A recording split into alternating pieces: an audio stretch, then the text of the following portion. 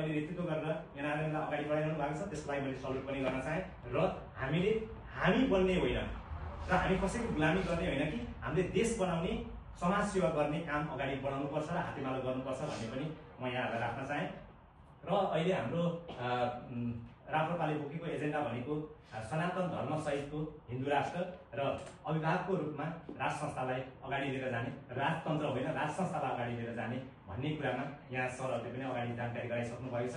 र यो कुरामा तपाईँहरूले सबैले हातेमालो गर्नुभएको छ, त्यसमा म पनि एकदमै खुसी छु। यो समिति गठन गर्दै गर्दा जसरी अहिले हामी यो समितिलाई यति राम्रो, यति ठुलो बनाउन सफल भएका छौँ र भोलि तपाईँ हामी सबैले हातेमालो गरेर यसलाई अझै मजबुत बनाउनेछौँ। र प्रेमगाजीले भन्नुभएको जस्तै यो पार्टीले अलरेडी यो अध्यक्षज्यूले पनि भनिसक्नु भएछ, यसले मुद्दा बोकिसक्यो।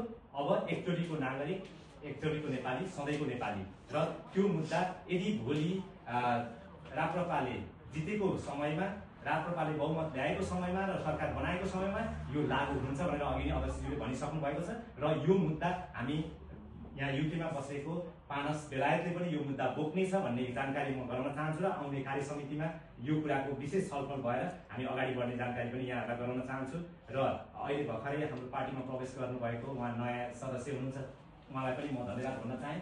र सम्पूर्ण साथीहरू यहाँ आइदिनुभयो, उहाँहरू सबैलाई मेरो नमस्कार, जय राष्ट्रवाद, थ्याङ्क यू सो मच।